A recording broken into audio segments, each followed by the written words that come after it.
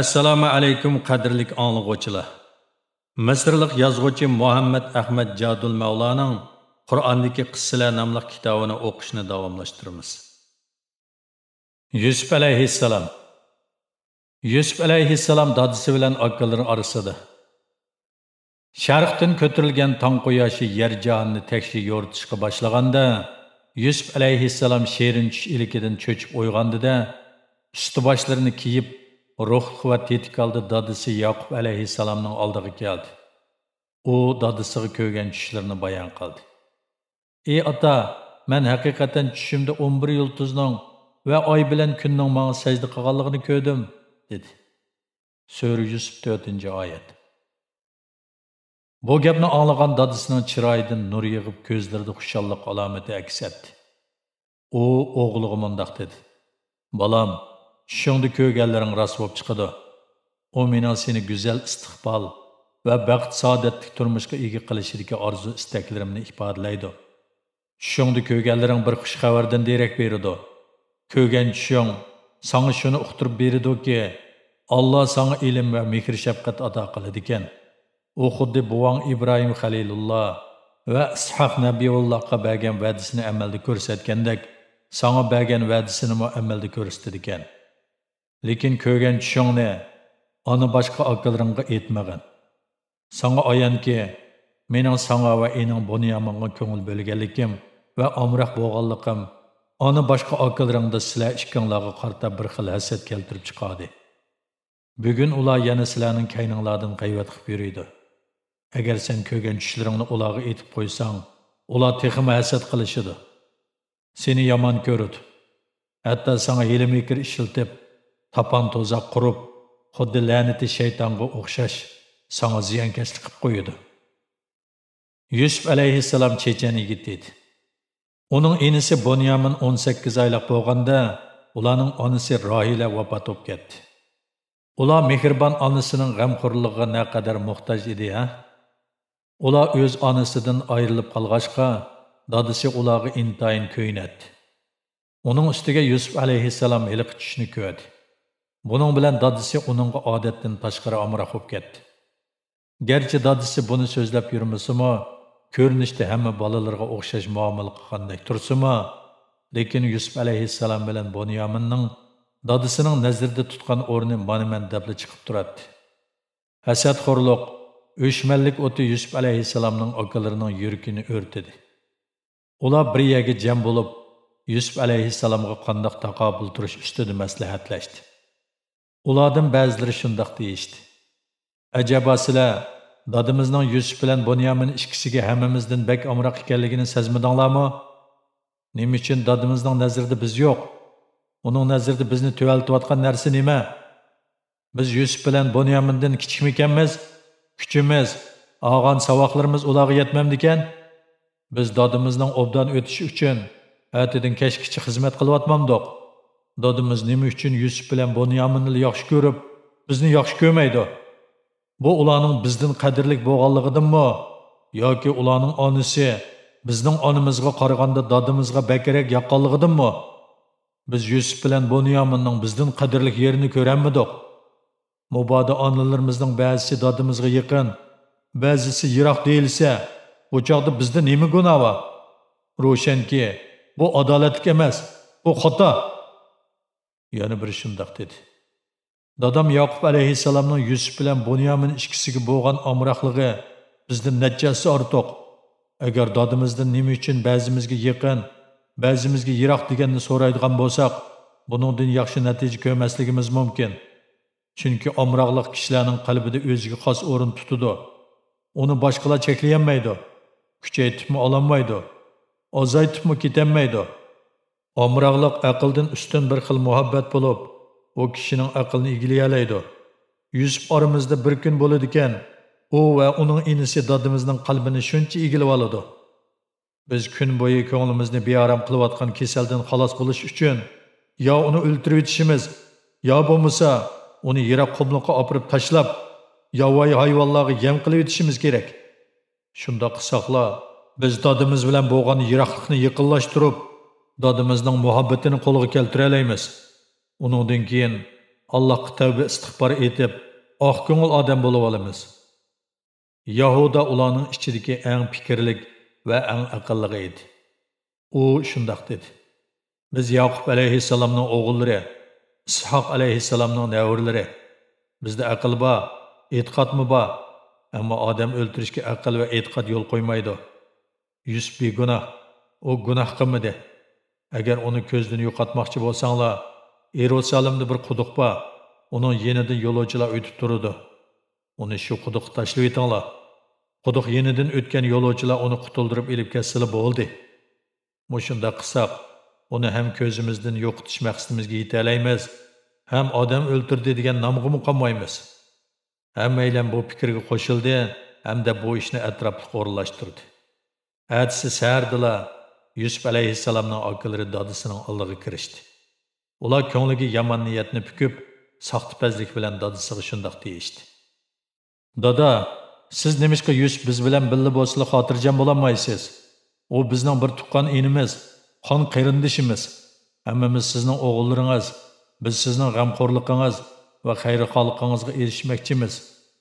Siz ati uning biz bilan birga sahroga chiqishiga qo'shilmamsiz? U yerda osmon so'psuzuk, hamma oltindek quyosh nuriga cho'milgan.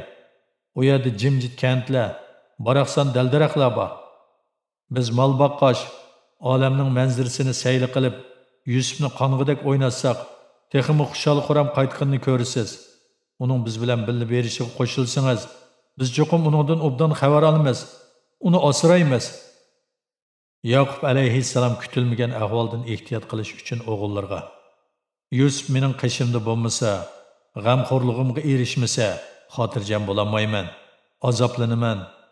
Men sizlardan uni elib ketib, diqqat qilmay bo'riga yigizib qo'yib, meni umrvoyat nadomatga qoldiramikin deb ansirayapman, dedi. Yusuf alayhissalomning akalari: Biz hammamiz shundoq kuchlik, qobil turib uni bo'riga yigizib yutamizmi? Mubod rostilla mushundoq baxtsizlik bo'lib qolsa, Alloh bilan qasam, biz vafosiz, sadoqatsizlardan bo'lib ketaylik, dedi. Diqqat qilib asraydiganlar bo'lsanglar, uni birga elib beringlar. Alloh taolo sizlarni o'z panohida saqlag'ay, dedi Yaqub alayhissalom. Tong yo'rig'andan keyin Yusuf alayhissalom ular bilan birga yo'lga chiqdi. Ular Yusuf alayhissalomni elib udul heliqi quduq tarafga mengishdi. Quduqning yeniga borganda, ular birdilla yerginishlik abdi bashirsini oshkorlab, rahimsizlik bilan Yusuf alayhissalomning kiyimlarini tarqishlab soldirib, uni quduqqa tashlabdi. Yusuf alayhissalom ko'zidan bir tomchi yosh oqqizmadi, ham ularga yelinmadi, balki taqdirga bo'ysundi. Ular quruq xiyol ilkiga g'arq bo'lib, o'zlaricha dardimiz chiqdi, achchig'imiz besiqdi, dadimiz buningdan keyin bizni cho'qim yaxshi ko'rdi. Kunlarning o'tishi bilan dadimizning ko'nglimi asta-asta oromiga tushib qoladi deb o'ylashdi. Ammo taqdir ularning o'ylagandek bo'lmadi. Ular hali mikr ishlatalisimi, lekin Alloh taolo hammaga qodir edi. Kechda ular qonga melangan ko'nglakni ko'tarib dadisining oldiga keldi-da, oldin pitishib qo'ygan yolg'on so'zlar bilan dadisiga yig'lab mundoq deyishdi: Dada, siz ansirgan ish yuz berdi. Biz Yusufni kiyim-kechaklarimizning qishida qoldirib, yugurib o'ynab yiroqqa ketib qoldik. Shu orada bir bo'ri kelib Yusufni yeb ketibdi. Biz buni ko'rib, noit qayg'urib, Alloh deb cho'qon selib, ho'ngirab yig'lab ketdik. Mana Yusufning qoni yo'q ko'ngliga siz ishonmasligingiz mumkin, lekin biz rostini dedik. Yaqub alayhissalom o'zining o'tkir ko'zi bilan ularning yolg'on so'zlayotganligini sezib oldi. Qilgan askiliklarini bilib oldi. U Allohning Yusufga bir ulug' ishni qildirishini iroda etganligini va Yusufning bu ishni cho'qim bir boshqa ilib chiqa oladiganligini biladi. Shunga ularga: Sizlar mol dunyo ko'yida hasadxo'rlik qilib yomon ish qildinglar. Lekin men toki hili mikringlar pash bo'lib, sizlar jazoga tortilganga qadar savr toqat qilib turaman. Sizlarning aytayotganlaringlarning yolg'on ekanligi Allohga ma'lum, dedi. Yusuf alayhissalom quduqda. Yusuf alayhissalom qorong'u quduqqa tashlab etilgandan keyin untin chiqarmay quduq ichida turdi. Fazilatli bu oliyjanob yigit baloyi ofatning siniqini beshidan kechirmoqda edi. Alloh taolo o'zining sodiq muxlislarini eg'ir vazifalarni ustiga ola oladigan qobiliyatga ega qilish uchun hamon xilma-xil baloyi ofat, azob kulpat orqali ularni sinab turdi. Bu dunyoda Yusuf alayhissalom chekkan azob kulpatdanmi echinarliq azob kulpat yo'q. Agar bu baloyi ofat beshidan issiq so'g'uq o'tgan va yosh qurami yetilgan bir kishining beshiga kelgan bo'lsa edi, ahvol buningdan yaxshiroq bo'lgan bo'ladi. Chunki u bundaq ahvolda nima qilish lozimligini biladi. Ammo Yusuf alayhissalom bo'lsa, beshidan hech qanday ish o'tmagan bir bola edi. Agar Yusuf alayhissalom bir sabablik yoki jinoyat o'tkazgan bo'lsa edi, o'zining quduqqa tashlanganligiga unchoq azoblanmagan bo'ladi. Chunki bu uningga tegishli jazo bo'lgan bo'ladi. Vaholanki, uningda hech qanday savallik yo'q edi. Jinoyat tugul, hatto kishini gumonlantirgudek ishmi yo'q edi. Uning pok, g'uborsiz ekanligi hammaga ayon edi. Mobodo u g'ayri odamlar tarafidan quduqqa tashlangan bo'lsa, buncha vala bearam bo'lmagan bo'ladi. Uning buncha azoblanib ketishi va qayg'u hasratda qilishi dal o'zining qarindoshlari tarafidan quduqqa tashlanganligidan edi. Yusuf alayhissalom quduq ichida to'rt tarafga talmirib qaraydi. U suv ichida edi. Uning sulg'un yuzi suv ustida ko'rinib turadi. Usti qop-qorong'i bo'lib, hech nimani farq etgili bo'lmaydi. Shu topda u nimani o'ylayotgandi? Balki u har kuni atdigini va oqshimi dadisining uning bilan so'zlashgan chog'larini, xushxo'y chiroyini ko'z oldiga keltirayotgandi. Dadisining o'ziga bo'lgan amroqligi va mehribonligini eslayotgandi. Yoki dadisining hozirgi parishon qiyofatini o'ylayotgandi.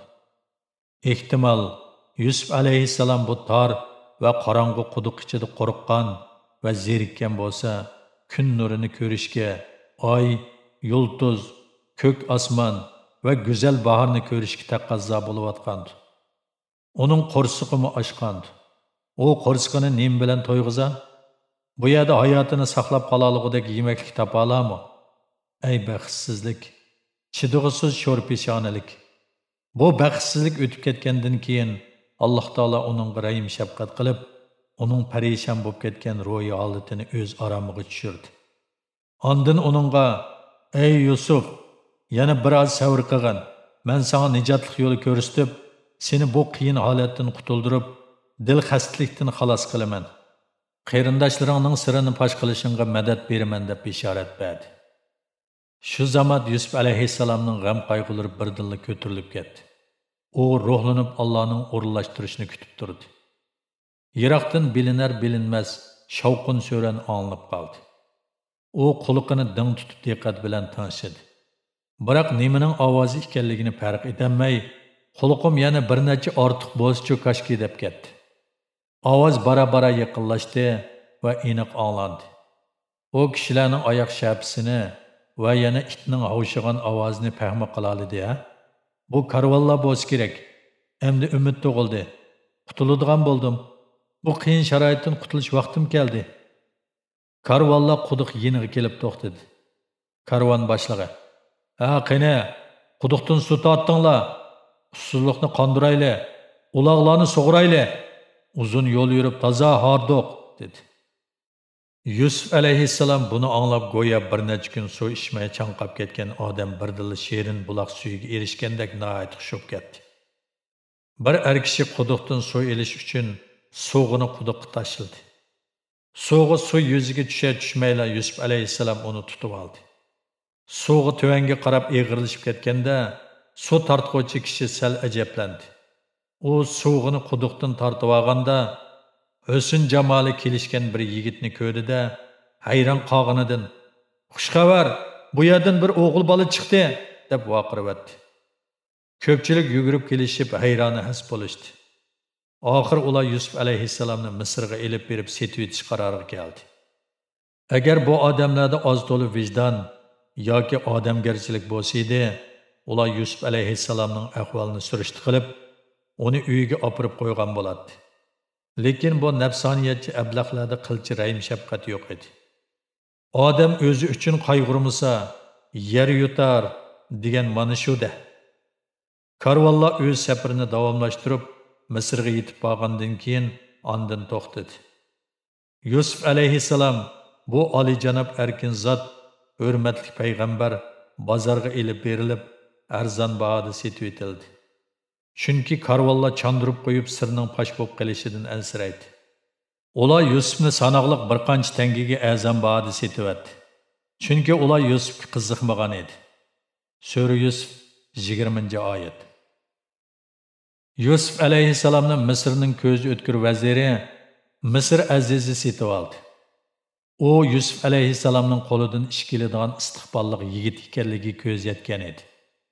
Vazir xotiniga mundoq dedi: "Uning bilimi va latofatli mijoz xulqidan qaraganda, u hargiz oddiy oilaning bolasi emas. Sen uningga yaxshi muomala qilgin, boshqa chakorlarga muomala qilgandek azor bermagin. Qullarga muomala qilgandek urib tillamagin. O cho'ng bo'lgandan keyin uning menga foyda yetkazishini umid qilaman, yoki uni osranda o'g'il qilib olmoqchiman." Shunday qilib Yusuf alayhissalom bu vazirning oilasida o'zining yangi hayotini boshladi. U ishni puxta qiladi. Muomalada samimiy edi. Shunga bu oiladagilarning hammasi uni o'zi tuqqanidek yaxshi ko'rib qolishdi. Yusuf alayhissalom va Zulayxa. Yusuf alayhissalom quduqdan chiqib Misr azizining oilasida texi uzun o'tmay turibla, yana yangi bir baxtsizlikka duch keldi. Bu baxtsizlik uning irodasini chiniqtirib qolmay, uning qalbini Allohga texmi yaqinlashtirdi. Yusuf alayhissalomning bundoq peshkal taqdirga duch kelishiga butunlay uning yoshligi va kishini mahliya qiladigan husn jamoli sabab bo'ldi. Yusuf alayhissalom vazirning oilasida turmush o'tkazishga boshladi. Uning ajoyib aql idriki, samimiy sadoqati va esil pok xislati vazirni texmi ishondirdi, mahliya qildi. Vazir uningga xuddi o'zining urug' tuqqani yoki o'z bolasiga o'xshash muomala qildi. Vaqtning o'tishi bilan Yusuf alayhissalom kelishgan bir yigit bo'lib yetishdi. Zulayxoda uningga nisbatan hirismanlik paydo bo'lib, yurish-turishlari Zulayxoning shundoq diqqatini qo'zg'adiki, mayli u o'ri tursin yoki o'ltirsin, uxlasin yoki uyg'onsin, tomoq yesin yoki choy ichsin, bularning hammasini Zulayxa inchiklik bilan ko'zatdi. Zulayxa uningga qaragan sira bu yigitning shuncha chiroyli va zehni kuchining shuncha to'liq ekanligini his qiladi. Shuning bilan Zulayxoda ishqi muhabbat paydo bo'lib, ishqi o'ti uning qalbini o'rtashga boshladi. Zulayxa uyda yolg'iz o'ltirganlarda uni o'ylaydi, seg'inatdi, uxlagan chog'larda uni doim tushaydi. U ichida qanday qilsam uningga erishaman deb o'ylaydi. Lekin turibla, men Misr azizining xotini, erim Misrda yuqori martabaga ega. Men eng yaxshisi bundaq shahvoni nafsimdan kechib, o'zimni tutib olay deb niyatidan yanatdi. Biroq Yusuf alayhissalomni ko'rgan aman yana uningga butunlay mahliya bo'lib ketadi. Ishqi muhabbat Zulayxoning qalbida cho'nqur yiltizlatgan edi. O kuyuk o'tining dardida o'zini bosolmaydigan darajaga yetdi. O o'zining obro'yi va salohiyatiga nuqson yetkazmaslik yo'li bilan maqsadiga yetish uchun Yusuf alayhissalomga to'zoq qurish va uni o'ziga rom qilish orqali uning ishqini qo'zg'amoqchi bo'ldi. Lekin Yusuf alayhissalom adab bilan o'zini Zulayxodan neri tutadi. Uning kishini maftun qiladigan chiroyli taqi turqini ko'rsimi, ko'rmaslikka soladi. Yusuf alayhissalom pok, esil, oliyjanob oiladan kelib chiqqachqa, adab axloqqa muxolif keladigan bundaq ishni qilishni ravo ko'rmaydi. Yana kelib vazir uni asrab, xuddi o'z o'g'ildek ko'radi. Bundaq ahvolda u qandoqmi vazirning sha'ni shavkatiga ziyon yetkazadigan, vazirning xotini bilan xufiyana bundaq past ishni qilsin? Yusuf alayhissalomning Zulayxoning talabini rad qilganligi xuddi kuyayotgan o'tga yog' chashgandek Zulayxoning ishqi muhabbatini texmi avji oldiribdi.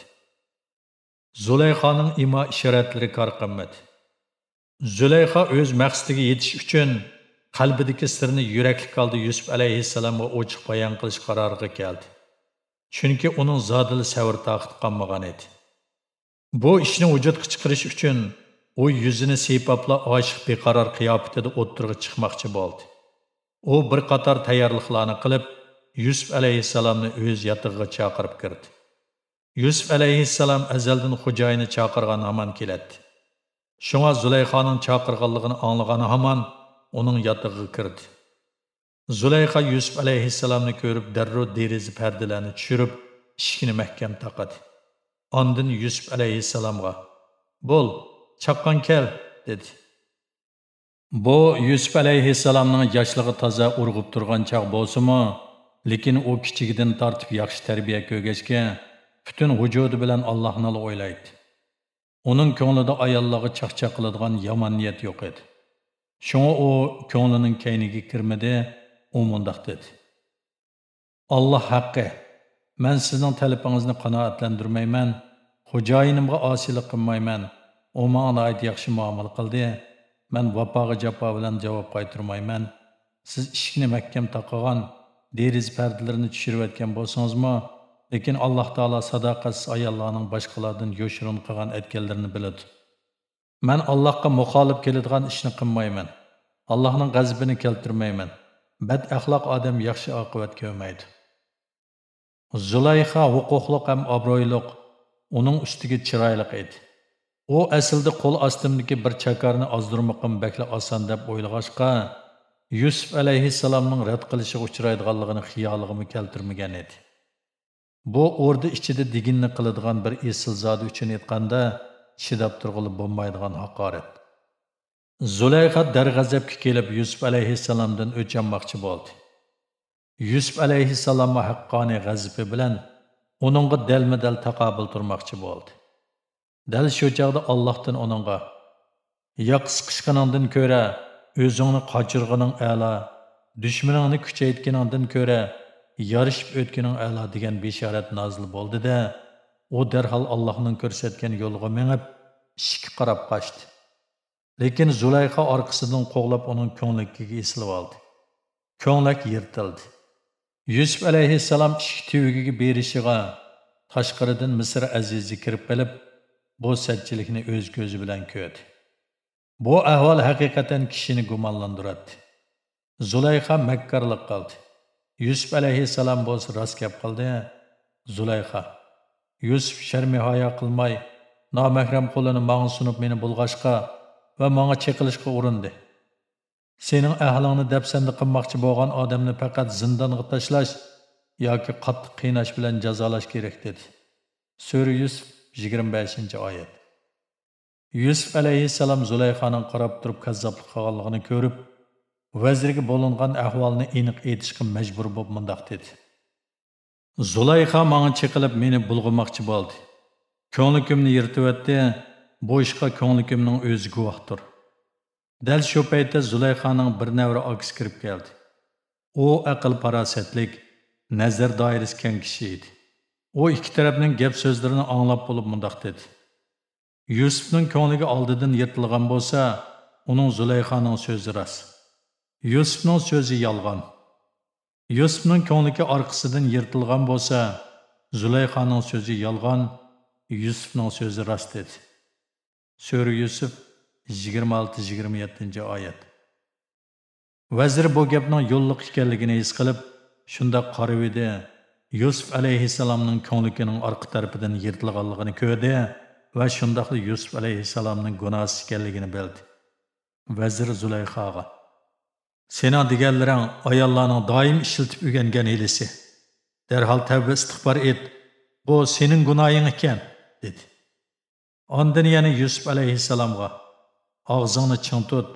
Ishning oshkorlanib ketishidan saqlanish uchun bu ishni ikkinchi og'zingga olma" dedi. O'rda ichi va sirtida ayollarning g'ulg'ulisi bag'ansirib kuchaygilib turdi. Zulayxa o'zining yosh chakiriga oshiq bo'lib qopdimish, uning husn jamoli Zulayxani maftun qipdimish. Zulayxa uni ozdirmoqchi bo'ptikan, dakkisini yebdi. U chidab turolmay, tavakkul qilib Yusufni uyiga chaqirib kirib, uni o'ziga qiziqtirish uchun har xil chora amal qilib yurgan bo'lsa-mu, Yusuf uning vasvasiga berilmay, uni rad qildi. Mushu ish tufayli Zulayxa as-hoshini yo'qotibdimish. Bu ishni haqqa uqtirmaydisimi, ko'z yeshi bilan g'amkin chiroyi uqtirib bo'pti. Ayollar bu sətçilikni gapga gap qaytib şaqıltış orqali bag'an siri keng tarqitib, ajoyib sirliqlashtiryapti. Oxirida bu ish Zulayxaning quliqiga anglandi. Zulayxa Yusufni bu ayollarga bir ko'rsatib, ularning yuzini tushiray degan niyatga keldi. Bir kuni Zulayxa shahardagi Esilzoda xonimlarning hammasini mehmonga chaqirdi. Zulayxa ularga yumshoq ko'rpa silib, oldiga meva qo'ydi hamda har biriga meva kesib yeyish uchun birdan qalamtirash berdi. Orqadan Yusuf alayhissalomga: "Ey Yusuf, sen ularning oldiga kirib bir aylanib chiqqin" dedi. Yusuf alayhissalom izo tortib qizirib ketdi.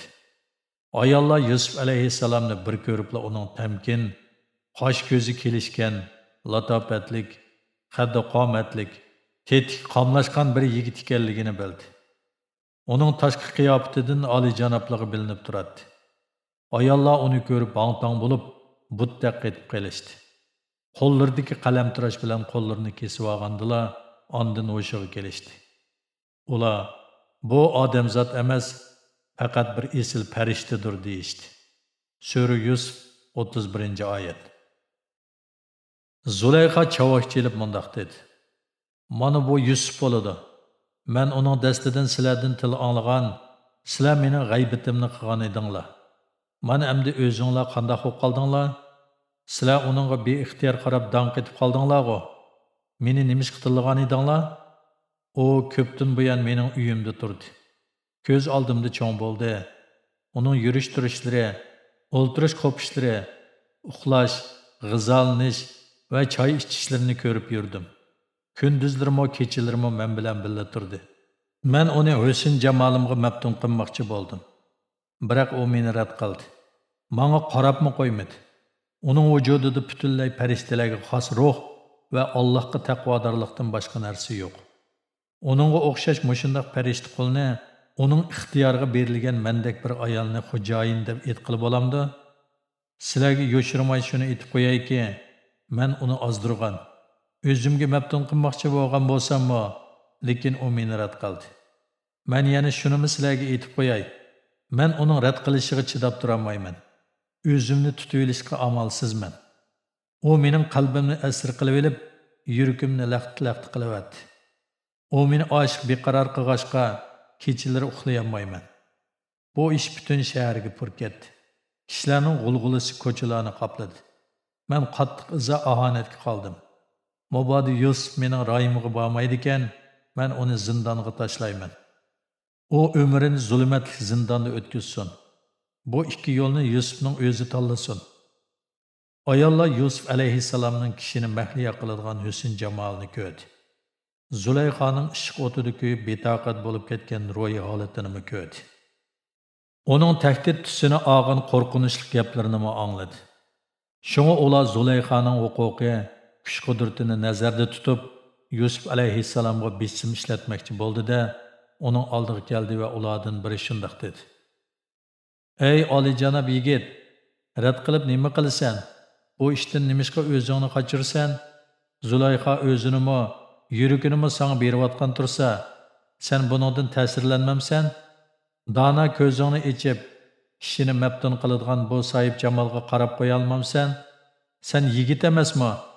Sen paytni qo'ldan bermay, ayollarning vujudidan erishmoqchi bo'lganlaringning hammasiga erishib, bu dunyoning rohatidan bahramon bo'lishing kerak." Yana bir ayol dedi: "Zulayxaning naqadar go'zalligini demayli turayli? Sen uning huquqi, kuch-qudratini bilmamsan? Navoda sen uning talabini qabul qilib, uning royiga boradigan bo'lsang, o'rdadagi hamma davlatdan bahramon bo'lasan. Seni Zulayxaning husni jamoli pul meliga qiziqmaydi ekan degandimi? Sen uning seni zindonga tashlab, cheksiz azob oqibatga duchor qilishidan qo'rqmamsan? Eng yaxshisi, sen uningga itoat qil. Uncha ola kajlik qilma. Itoat qilsang chiroyli ayolga va oltin kumushga ega bo'lasan. Zindon azobidan qutulib qolasan." Ayollar bu gaplar Yusuf alayhissalomni ta'sirlantirdi. Uningda havas, umid qo'zg'aydi deb o'ylashgan edi.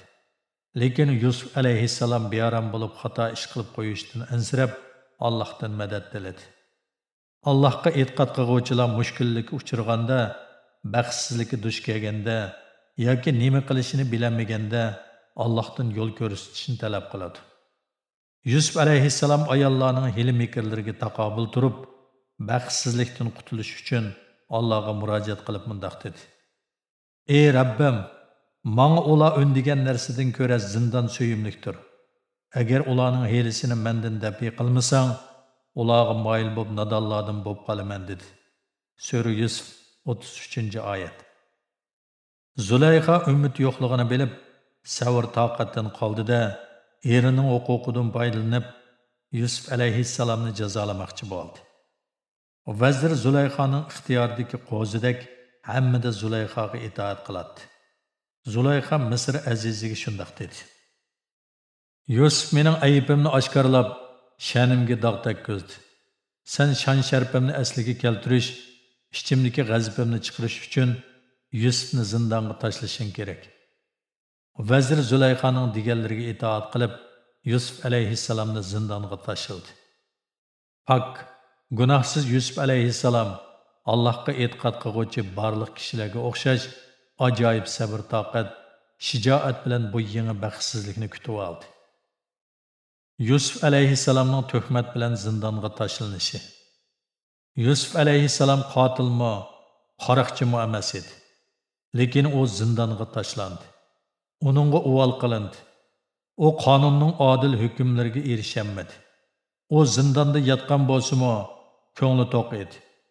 Chunki u tortgan bu azob kulpat uning zindonda yetishiga sabab bo'lgan suiqasd oldida qanchalik ish edi deysiz. U zindonga tashlanib suiqasddan qutulib qolmadimi?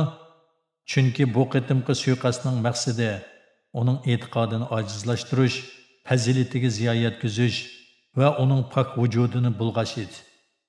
Zindonda u erkinlikdan mahrum qolgan bo'lsa-mu, lekin bu uning kimligiga daxl yetkazolmaydi. Zindonda ba'zi yomon odamlar va jinoyatchilar bilan uchrashib qolishi mumkin. Bu ularga nasihat qilish, ularni to'g'ri yo'lga yetaklashning yaxshi fursati emasmi?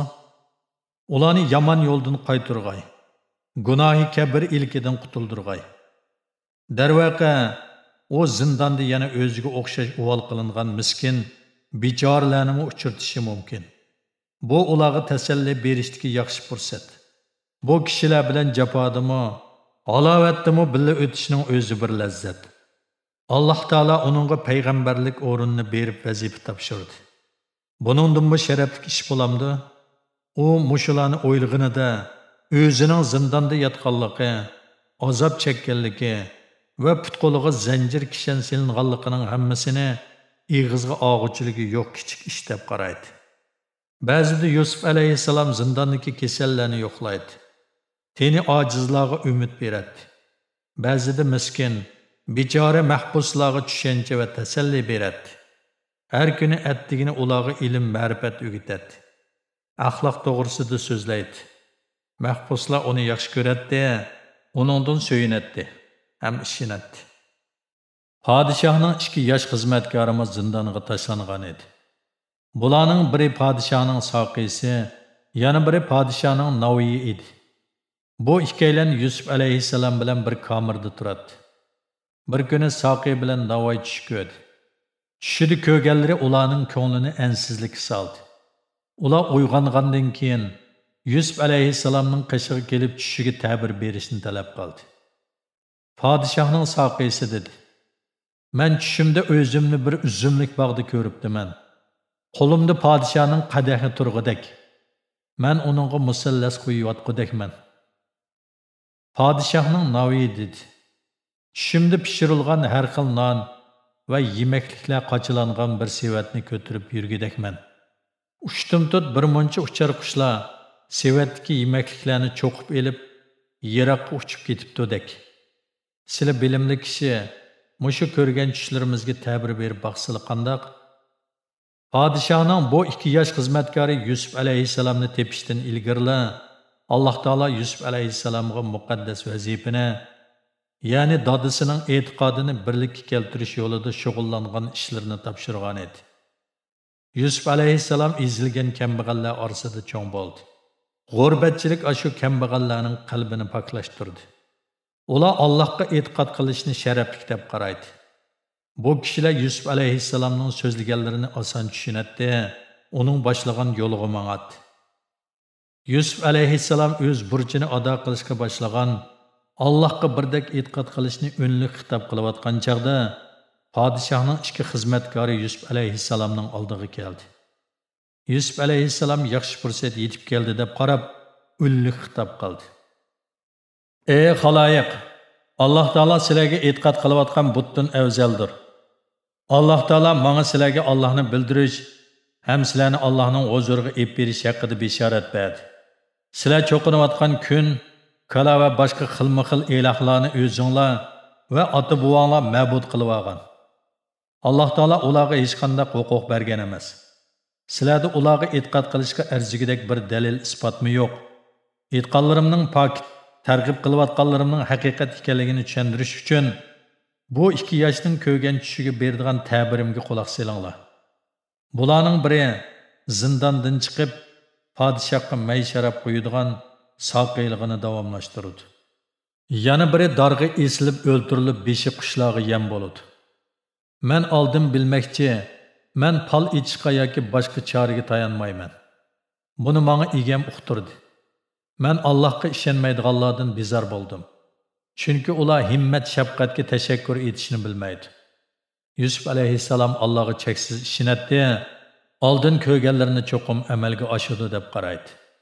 Shunga podshohning soqiysiga mundoq dedi: "Sen zindondan chiqib, o'rdaga qaytib asli xizmatingni qilishga boshlagandan keyin podshohga zindonda uval qilingan nurg'un kishilarning azoblanayotganligini yetkazib qo'ygan." Yusuf alayhissalomning oldin bilganlari amalga oshdi. Xizmatkorining biri zindondan chiqdi, yana biri darg'a esilib o'ltirildi. Podshohning soqiysi o'rdaga qaytgandan keyin aldirash ishlar bilan band bo'lib ketdi. Mal'un shayton uningga Yusuf alayhissalomning topilganlarini unuttirdi. Shuning bilan Yusuf alayhissalom zindonda yana bir necha yilni o'tkazdi. Davomi bor.